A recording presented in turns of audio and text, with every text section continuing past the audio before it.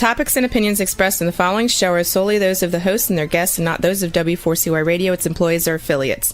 We make no recommendations or endorsements for radio show programs, services, or products mentioned on air or on our web. No liability, explicit or implied, shall be extended to W4CY Radio or its employees or affiliates.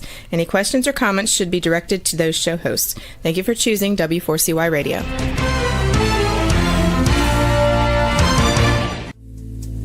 Welcome to Powerful Business Strategies, where you will find out that everything you have ever learned about growing your business is wrong. Finally, a show where you'll learn the right way to grow your business by learning business and financial strategies that your competition isn't doing. And now, here is your host, President of Next Step CFO, Michael Barbarita. And joining Michael for today's show as an executive moderator is Chuki Obiyo. Yes, this is Chuki, and I believe that gratitude is undefeated and growth is about the next step. It is an honor for me to moderate today's discussion with my good friend, Michael. Michael, how are you? Good. How are you, Chuki? I'm doing well. And as Chuki said, my name is Michael Barbarita, President of Next Step CFO. And Next Step CFO is a fractional CFO and strategic implementation firm. Business owners hire us to double and triple their profit using business and financial strategies that their competition isn't doing. And our vision is to ensure that overwhelmed business owners achieve consistent profits that lead to the time freedom to build a legacy and the life they desire. And our mission is dedicated to guiding small business owners to leveraging their time, exploding their profits, and building that meaningful legacy. This show, Powerful Business Strategies, in our book of the same name, is a step toward accomplishing that vision and mission. So with that, I'd like to hand it back to my co-author and moderator for the show, Chuki Obiyo. Absolutely. So, Michael, look, I am particularly energized by today's episode. I actually have my calculator out, just so you know, by the way. So the title of today's episode is Financial Intelligence for Non-Financial Business Owners, Making Numbers Your Secret Weapon. So really enthused. Quick disclaimer, folks. Look, Michael and I are both affiliated with a number of different organizations, and I currently serve as the managing director of business development for Better Price, a global business-focused law firm. In addition to that, it's truly an honor to collaborate with Michael to moderate business roundtables, really coast to coast, to document insights from those roundtables as part of our book, Powerful Business Strategies. But please note that the views expressed on this show are personal views based on those successful experiences. And my mission as a fearless moderator is to ask the right questions to help you, the listener, learn the best strategies that the competition isn't doing. Michael? Thank you, Chuki. So business owners, I've seen a pattern. It might sound familiar. You started your business because you're passionate about what you do. Maybe it's creating beautiful designs or building quality homes or delivering exceptional service or even developing innovative products. You didn't start your business because you love staring at spreadsheets or analyzing financial statements. Yet here's what I know to be true. The most successful business owners aren't necessarily financial experts. They're probably not. But they've mastered what I call financial intelligence, the ability to understand and use their numbers to make better decisions. And today I want to show you that financial mastery isn't about becoming an accountant. It's about taking numbers from something you avoid into a secret weapon that guides your business towards greater profits, greater stability, and growth. The gap between where you are and where you want to be financially isn't about working harder. It's about understanding the story that your financial numbers are telling you. So let's decode that story together and unleash the financial power that's hidden in your business right now. So let me start with a confession. I met a successful CEO of a multi-million-dollar company who actually break into a cold sweat when presented with a balance sheet. I've worked with brilliant entrepreneurs who can innovate game-changing products, but struggle to explain the difference between cash flow and profit. Well, if you've ever been embarrassed or overwhelmed by financial matters in your business, I want you to know two things. First, you're clearly not alone. Second, this isn't about some inherent deficiency. It's just about a skills upgrade, a skills gap that can be bridged more easily than you think. And I believe that there are three myths that keep business owners from developing that financial intelligence. And I want to dispel those three myths right away, right up front. The first myth is that you need to be good with numbers to understand business finances. Well, that's simply not the case. Financial intelligence isn't about complex calculations. It's about understanding relationships between numbers and what they tell you about your business. And if you can understand that spending more than you earn creates problems, then you already have the foundational thinking required for financial intelligence. And the second myth is that financial management is primarily about cutting costs. Too many business owners view financial oversight as the equivalent of a strict diet, all restriction, no enjoyment. And in reality, strong financial intelligence often reveals opportunities for strategic investment and growth that wouldn't be apparent otherwise. And the third and most damaging myth is that you can delegate financial understanding entirely to others, like your bookkeeper, your accountant, or even your CFO. While these professionals are invaluable, outsourcing your financial knowledge 100% creates vulnerability. I've seen too many business owners blindsided by cash crunches or missed opportunities because they relied entirely on others for financial insight. I'm just looking for a basis of understanding here. So when I learned to read these signals myself, I discovered problems and opportunities months before they would have become obvious otherwise. And this experience improved how I approach business. I realized that financial intelligence isn't a specialized skill for accountants, although I am one. It's a fundamental leadership capacity that every business owner needs to develop, regardless of their background or natural inclinations. So today, I'm going to share the approach I've developed working with hundreds of businesses across dozens of industries, and I call it the Financial Intelligence Framework.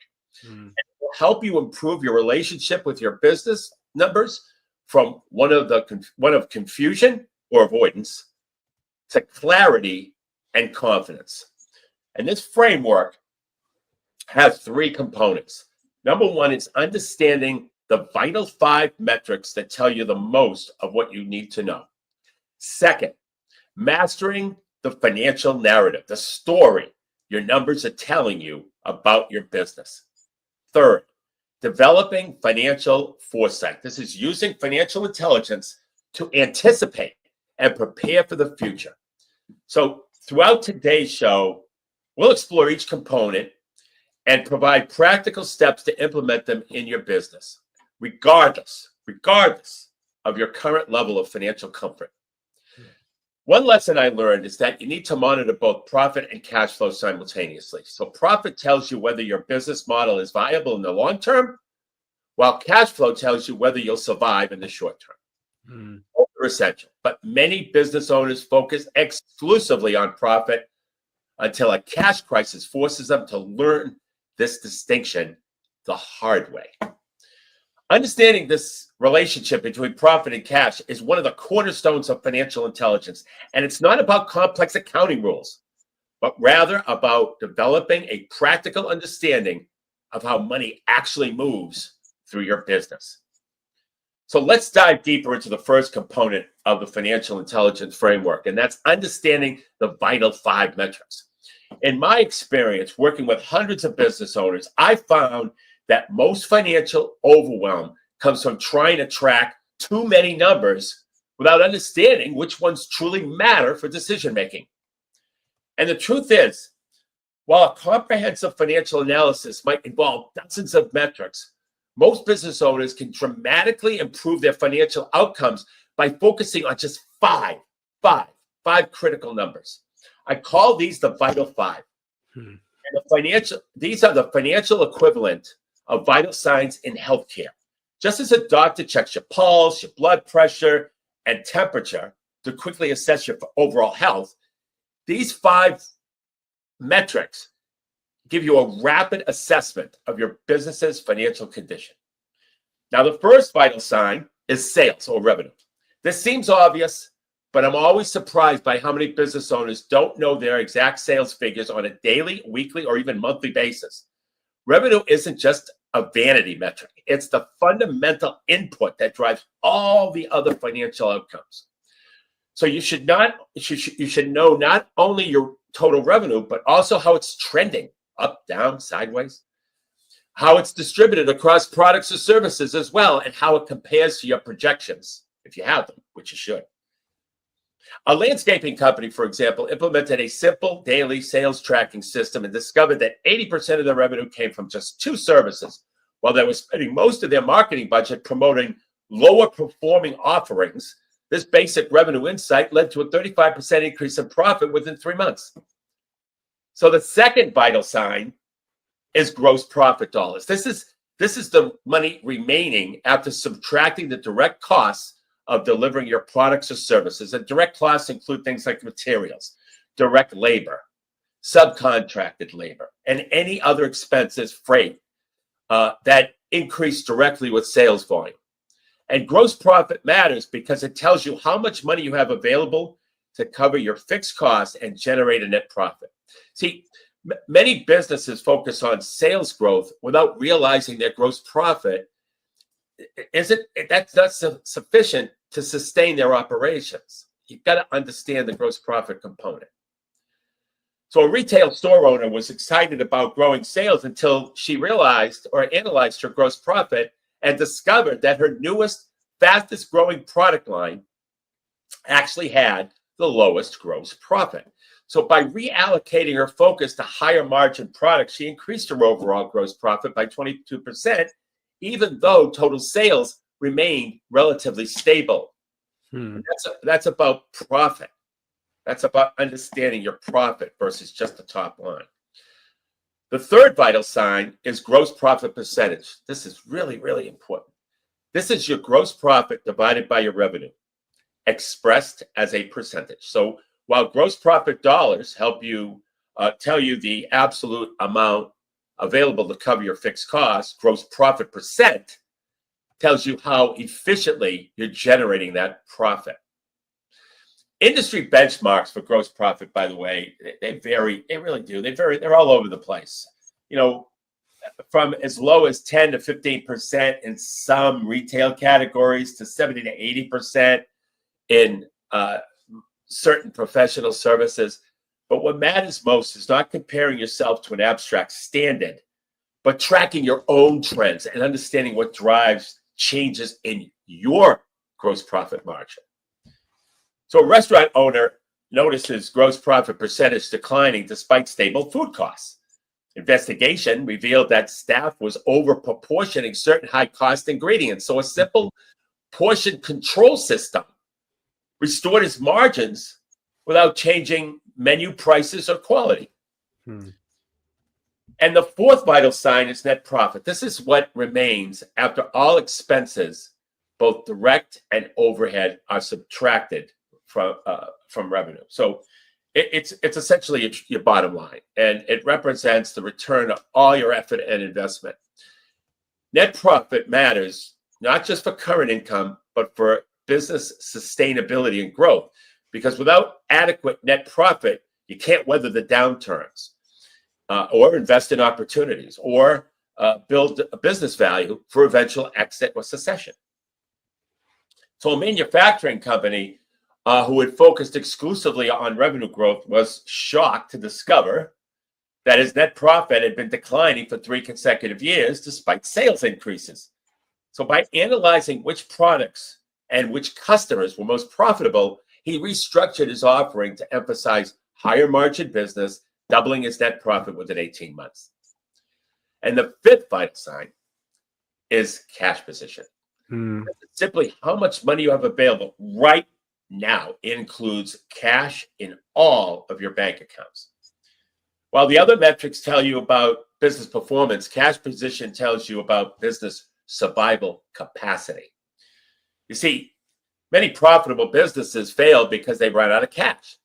Your cash position isn't just about current balances, but about the relationship between cash inflows and outflows over time. This is why cash flow forecasting is so critical, and we've had a couple of shows on that, because it helps you anticipate and prepare for periods when outflows might exceed inflows. And a service business owner maintained what she thought was a healthy cash reserve of 2 months operating expenses, but by implementing a proper cash flow forecast, she realized that seasonal variations in client payment patterns created a 3-month gap between service delivery and payment collection. She adjusted her cash reserves accordingly, avoiding what would have been a severe crunch during her growth phase. Now, might be wondering, how do I track these vital five? How do I track these vital five metrics effectively? And the key is creating a dashboard that gives you visibility without overwhelming you with details. You know, for most businesses, I usually recommend a single-page dashboard that shows each metric in 3 time frames. Current period, that's this week or month. The trend comparing to previous periods, and the target comparing to your goals. And this provides context that makes the numbers more meaningful for decision making. And the dashboard should be updated at least weekly, daily for businesses with high transaction volumes or tight cash positions. The process of reviewing these numbers regularly builds your financial intelligence more than any course or book could. So because and the reason is you're actually seeing how real business decisions affect real financial outcomes. So a contractor who had previously avoided financial reviews created a simple dashboard in Excel that his bookkeeper updated weekly.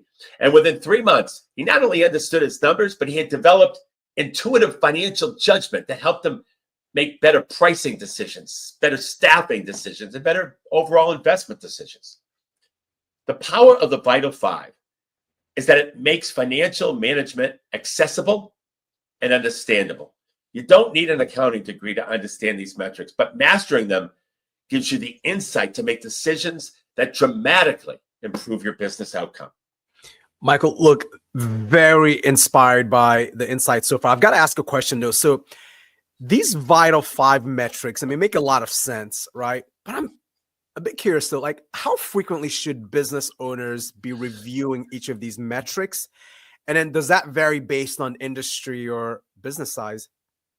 Well, that's excellent. That's an excellent question, Chuki, because the right frequency of financial review can make the difference between proactive management and just reactive in handling, some catastrophe. So while there's no one size fits all answer, I found that different metrics require different review frequencies based on how quickly they change and how immediately actionable they are.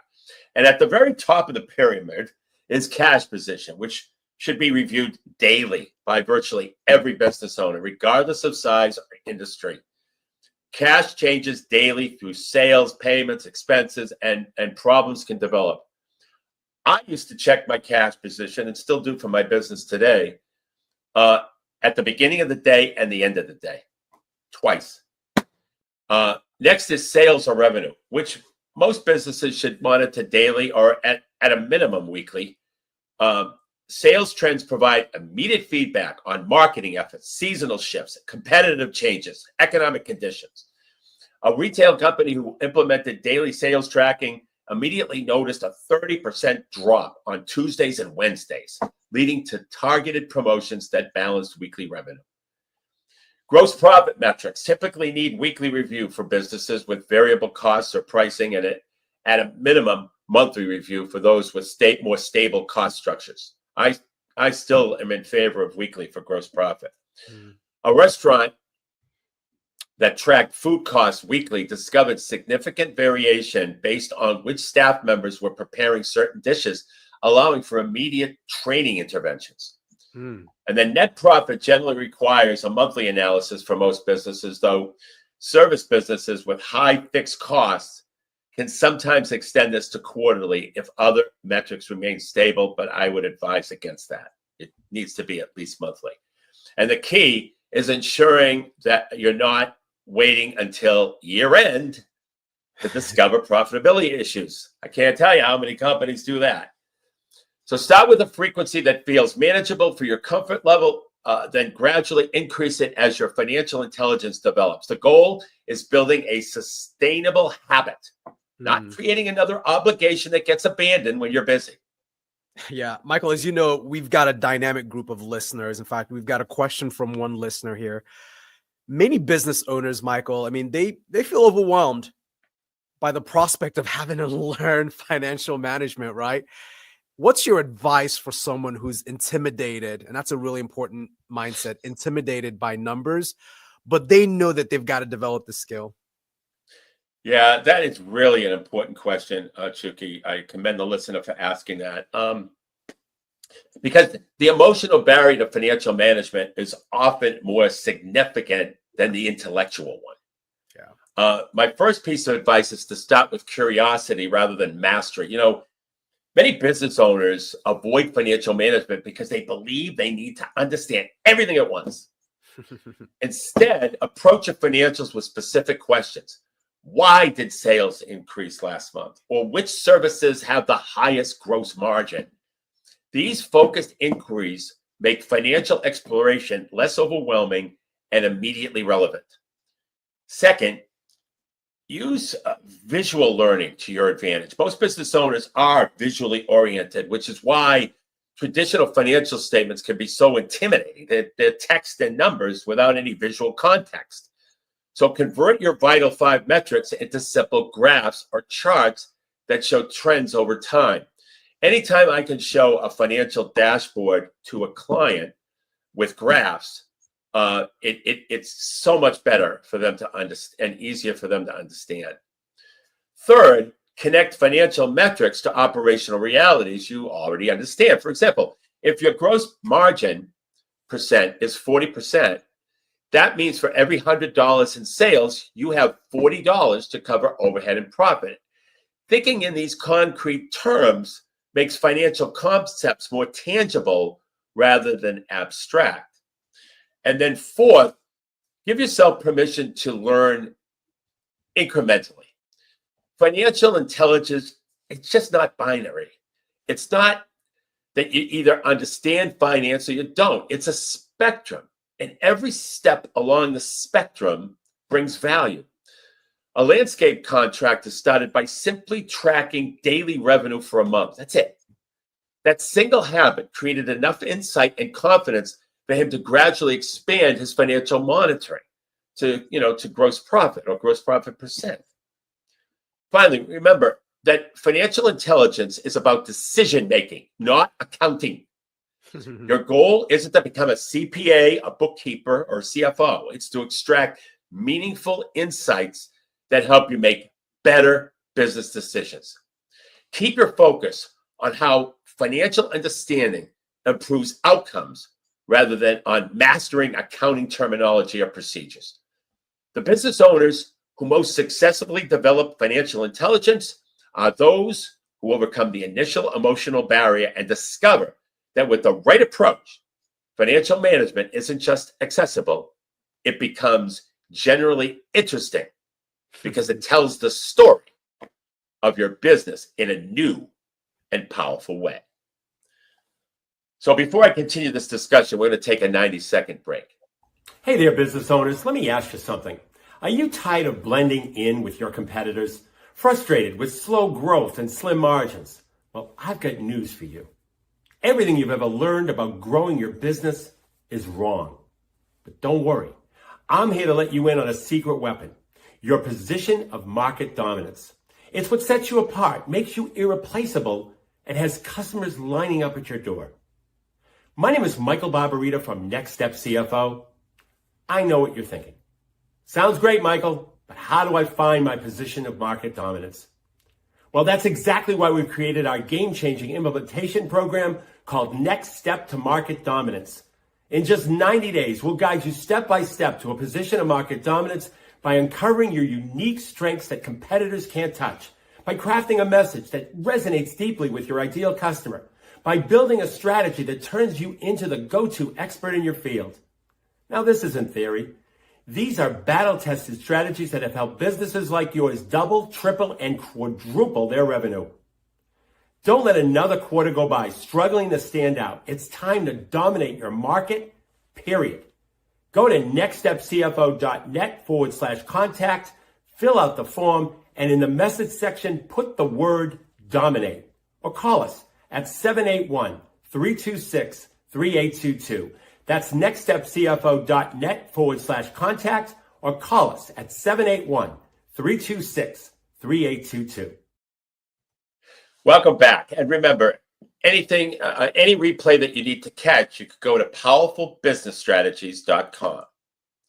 So now let's explore the second component of the financial intelligence framework, and that's mastering the financial narrative. You know, financial numbers aren't just figures on a page. They tell a story about your business. Learning to read and interpret this story is what transforms raw data into actionable intelligence. Unfortunately, most business owners see financial reports as historical records than as a powerful communication tool that reveals both problems and opportunities. See, the financial narrative has three key elements: patterns, relationships, and anomalies. When you learn to recognize these elements, your financial reports become less like boring spreadsheets and more like a fascinating detective story. So let's start with patterns. So financial patterns emerge over time as you track metrics consistently. These patterns might be seasonal fluctuations. They might be growth trends or cyclical behaviors tied to your industry or your business model or even the economy. Recognizing these patterns allows you to distinguish between normal variations and actual problems or opportunities. For example, a retail store analyzed 3 years of sales data and discovered a clear pattern of revenue spikes 2 weeks before major holidays, followed by significant drops the week after. And this insight led them to adjust inventory purchases and staffing levels to align with these predictable fluctuations, reducing both stockouts and overstaffing. The second element of the financial narrative is relationships, the connection between different metrics that reveal deeper insights. These relationships help you understand cause and effect in your business finances. One critical relationship is the relationship between sales growth and cash position. Many business owners are surprised to discover that rapid sales growth often creates cash flow problems rather than solving them. This happens because you typically pay for the cost of fulfillment, whether it's inventory, labor, materials, before receiving payment from customers, creating a cash gap that widens as sales increases. Another important relationship exists between pricing, volume, and profit. Many businesses fall into the trap of assuming that lower prices will increase volume enough to improve overall profit. Financial analysis often reveals that assumption is not true, very false. A service business, for example, that I advised was considering a 10% price reduction to stimulate demand. When we analyzed the relationship between pricing and volume, we discovered they would need a 40% increase in volume just to maintain that same profit level, an unlikely scenario in their market. This analysis prevented a pricing decision that could have dramatically damaged their bottom line. The third element of the financial narrative is anomalies, unexpected variations that just don't fit established patterns or relationships. These anomalies often reveal either problems that need attention or opportunities for improvement. So a professional services firm spotted an anomaly where certain client projects consistently delivered gross profit margins 15% higher than their overall average. And by analyzing these high performance outliers, they identified specific project statistics that could be prioritized in their sales process, significantly improving their overall profitability. The power of the financial narrative comes from bringing these elements together to create a comprehensive understanding of your business's financial dynamics. This narrative doesn't just explain what happened in the past, it provides guidance for the future. Michael, I want to pick up on that, this idea of guidance for the future, right? So, question from a listener. Many business owners struggle with translating financial insights into concrete action plans for the future. Can you share some strategies for moving from financial observation to effective execution? Right? That actually rhymes, by the way, Michael. That rhymes. Yeah, I noticed that. You get an A for prose today. I love it. So this listener did identify one of the most common stumbling blocks in financial management. The gap between insight and action often prevents business owners from realizing the full value of their financial intelligence. So I recommend a framework that I call financial to operational translation. A little confusing name, but that's what I call it. A structured approach for converting financial observations into specific actionable steps. And this framework has 4 components. First, metric to driver mapping. For each financial metric showing opportunity or concern, identify the specific operational driver that influences it. For example, declining gross margins might be driven by pricing erosion, cost increases, or product mix shifts or production inefficiencies. For example, a construction company discovered their declining margins weren't from rising material costs as they had assumed, but from a subtle shift towards smaller projects, which disproportionately had a higher overhead allocation. Second, driver prioritization. Once you've identified potential drivers, analyze which ones offer the greatest leverage for improvement. So consider both impact potential and implementation difficulty. A manufacturing client prioritized production scheduling improvements over material sourcing changes because analysis showed a 5% margin improvement opportunity with relatively simple operational adjustments. You'd be surprised what you could find operationally to increase margins. Third, actionable experimentation. Develop specific measurable tests to address priority drivers. Start with limited scope experience. This is before full implementation. So a professional services firm testing a new price structure applied it to just one service line for 90 days, measuring both client response and profitability impact before expanding. Something we always mention, the importance of testing things. Yeah. And that professional services firm certainly did. Fourth, systematic follow through. So create accountability mechanisms for implementation and regular assessment of results. Connect financial outcomes directly to operational changes to reinforce the cause and effect relationship. Here's an example. A retail business that implemented inventory reduction initiatives created a weekly dashboard showing both inventory levels and the resulting impact on cash position and carrying costs. And what makes this framework powerful is that it creates a continuous loop between financial insights and operational execution, rather than treating financial review as separate from business operations. It integrates them into a cohesive management system. So remember, financial metrics are simply scorecards that tell you whether your operational decisions are creating the results you want. Effective financial management isn't about manipulating numbers. It's about identifying which operational levers will move those numbers in the right direction, then systematically pulling those levers. So before I continue this discussion, we're going to have a 90-second break. Hey there, business owners. Let me ask you something. Are you tired of blending in with your competitors? Frustrated with slow growth and slim margins? Well, I've got news for you. Everything you've ever learned about growing your business is wrong. But don't worry. I'm here to let you in on a secret weapon, your position of market dominance. It's what sets you apart, makes you irreplaceable, and has customers lining up at your door. My name is Michael Barbarita from Next Step CFO. I know what you're thinking. Sounds great, Michael, but how do I find my position of market dominance? Well, that's exactly why we've created our game-changing implementation program called Next Step to Market Dominance. In just 90 days, we'll guide you step by step to a position of market dominance by uncovering your unique strengths that competitors can't touch, by crafting a message that resonates deeply with your ideal customer, by building a strategy that turns you into the go-to expert in your field. Now, this isn't theory. These are battle-tested strategies that have helped businesses like yours double, triple, and quadruple their revenue.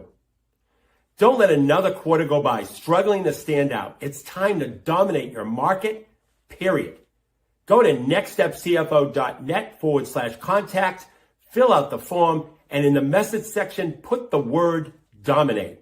Or call us at 781-326-3822.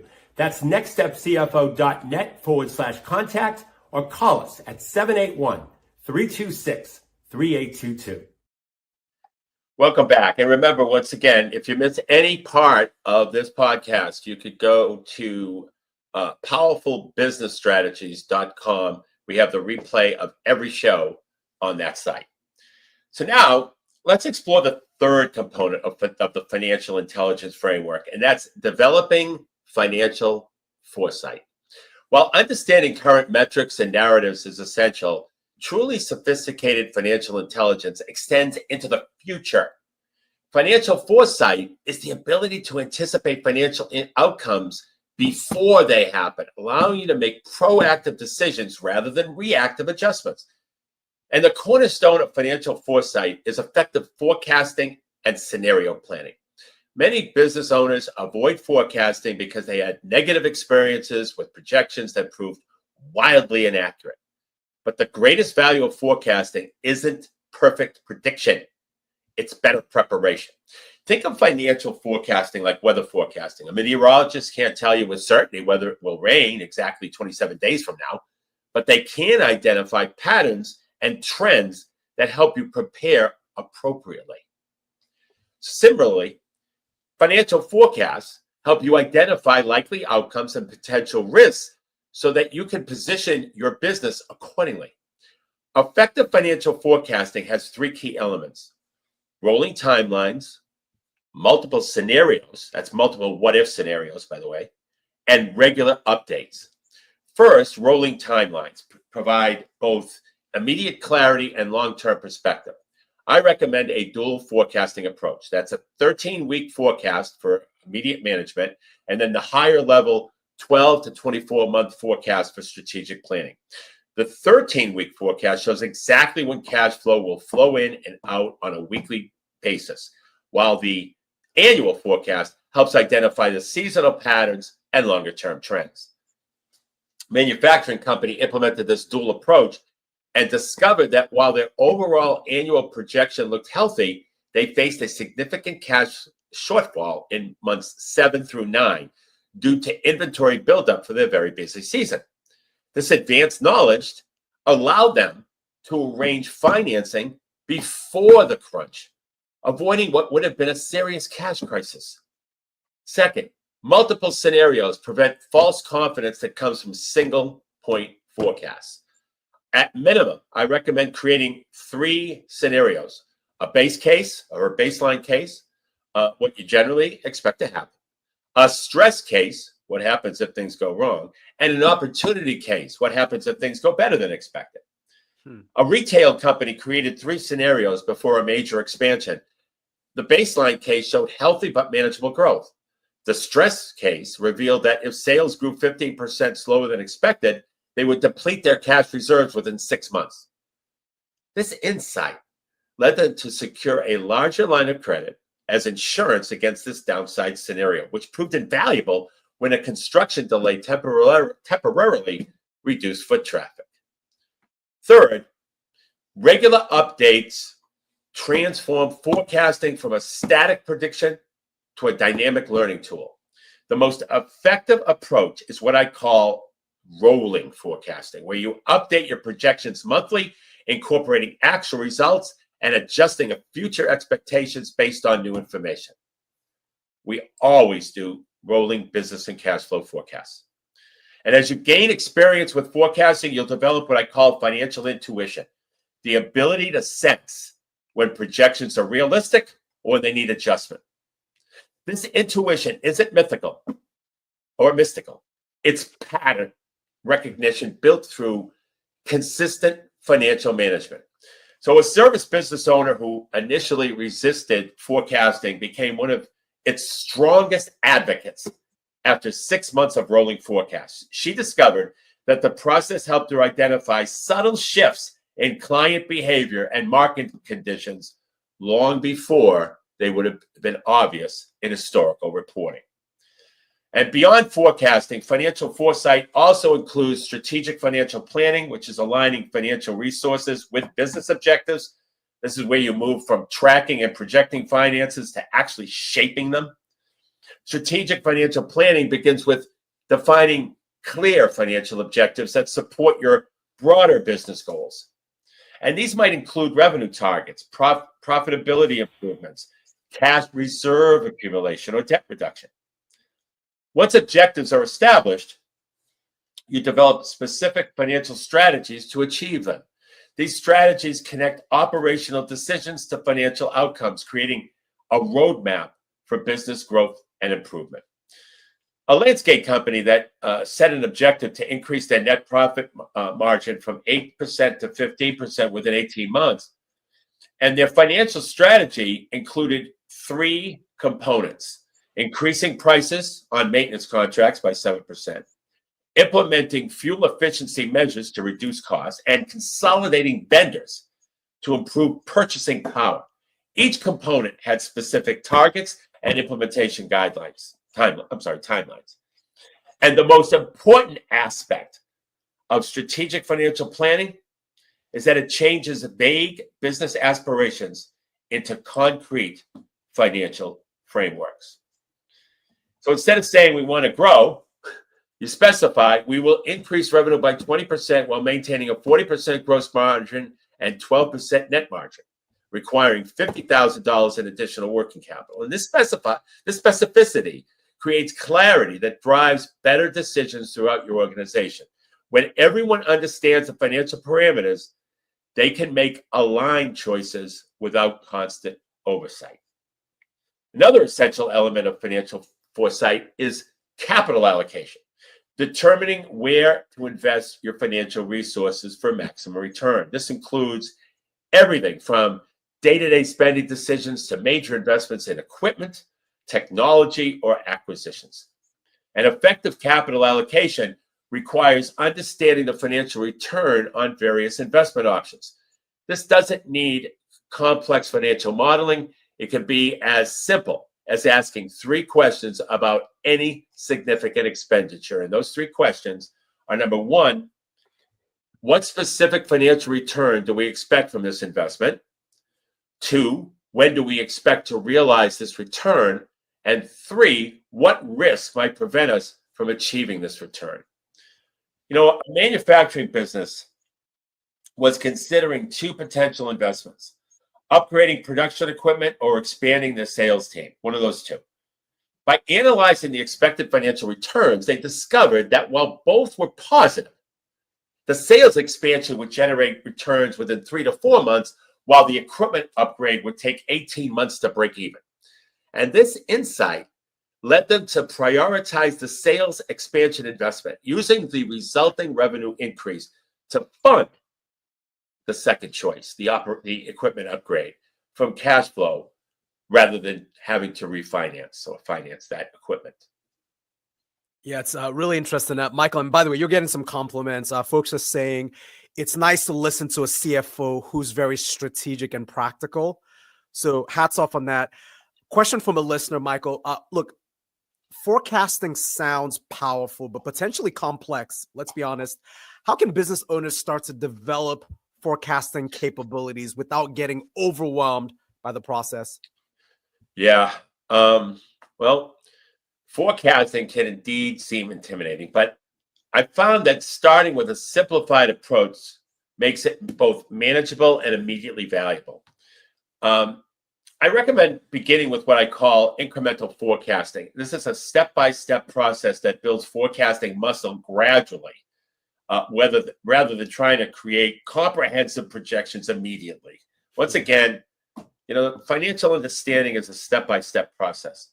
You start with a basic 4-week cash flow forecast. This short time frame reduces complexity while still providing insight. And the forecast should include beginning cash balance, expected customer payments based on outstanding invoices, regular predictable expenses like rent, payroll, loan payments, variable expenses already committed, upcoming inventory purchases or planned marketing. A service business owner who was intimidated by forecasting started with just this basic 4-week structure. And then within the first month, he identified 2 weeks where expenses would exceed available cash, a problem he was able to address by adjusting payment timing rather than scrambling the last minute. And then once comfortable with the 4-week forecast, extend to the 13-week horizon, gradually adding more detail as his confidence increases. So the key is starting with the most certain elements, like known receivables and fixed expenses, before incorporating more variable factors.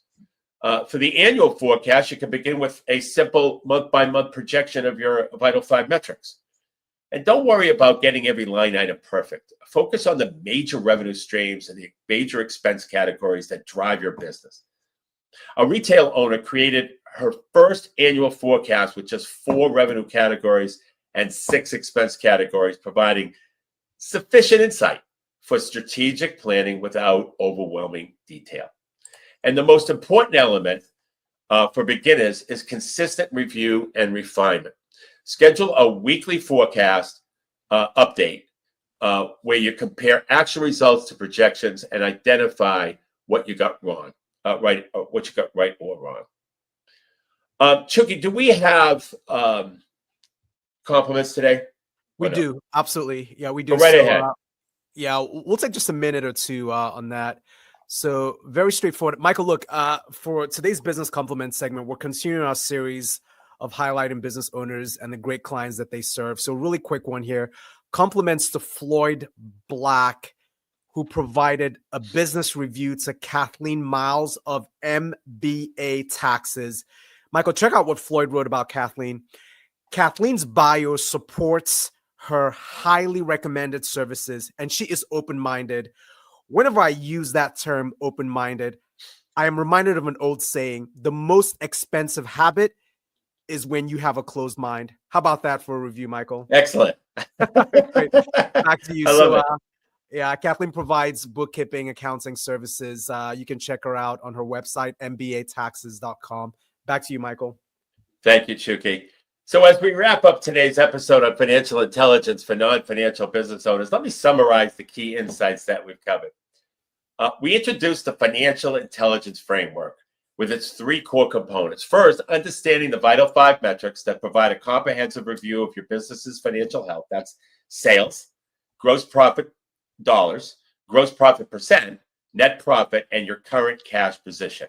And we just also discussed creating a simple dashboard for these metrics that provides the foundation for more clarity, financial clarity, without overwhelming. And then second, mastering the financial narrative. That's learning to read the story your numbers are telling you through patterns, relationships, and anomalies. We explored how financial storytelling sessions transform raw data into meaningful insights that just drive action and connecting financial incomes to operational decisions. And third, developing financial foresight through forecasting, strategic planning, capital allocation, and contingency planning. We discussed how to look forward financially positions. We discussed how looking forward financially positions your business for both stability and growth, allowing you to shape circumstances rather than merely respond to them. And throughout our discussion, we've emphasized that financial intelligence isn't about becoming an accountant or some type of financial expert. It's about developing practical financial skills that improve your decision-making and business outcomes. Remember, Your numbers tell a story. Learning to read that story might be the most valuable skill you'll ever develop as a business owner. To get a copy of the book, Powerful Business Strategies, simply go to our website, www.nextstepcfo.net. It's totally complimentary. And until next Monday at noon Eastern Time, for Chuki Obiyo, my name is Michael Barbarita, and remember, don't keep doing what your competition is doing. You have been listening to Powerful Business Strategies, finding out that everything you ever learned about growing your business is wrong. Tune in next week and every week at noon Eastern Time on W4CY Radio with your host, Michael Barbarita of Next Step CFO and moderator Chuki Obiyo.